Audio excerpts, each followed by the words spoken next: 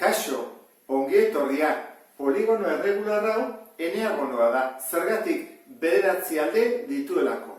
Orduan, ikusiko dugu angeloen batura zenbat den. Hortarako formula bat badago, ezta? Zenbat triangelu osa daitezke hemen? Lortu daitezke. 180 bider n-ken bi. Beti aldeak baina bi triangelu gutxiago.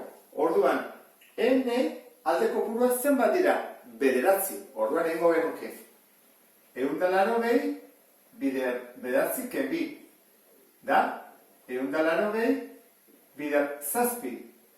Mila berreunda hirurogei gradu. Orduan jarriko dugu mila berreunda hirurogei. Angelu guztien batura da hori. Hauek dira barne angeluak, orain gorriz jarri ditudanak. Eta denak berdinak dira. Orduan gu ditugu mila berreunda hirurogei gradu guztira.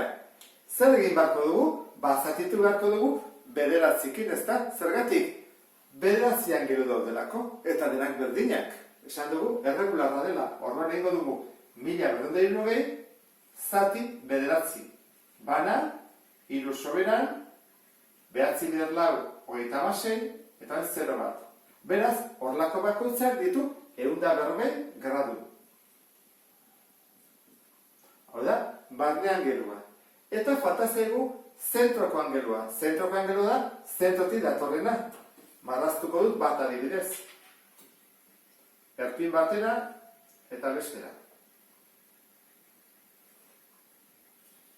Zein da angelu horren balioa? Bira guztiak zenbat du? 360 gradu. Eta zenbat zatitan egin behar dut?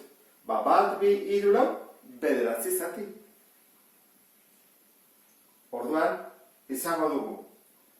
Hau izango da, launa, behatzi berla 36, eta gero 0 bat. Beraz, 40 gradu ditu zentroko angeluak. Jarriko. Orduan, hiru erantzunak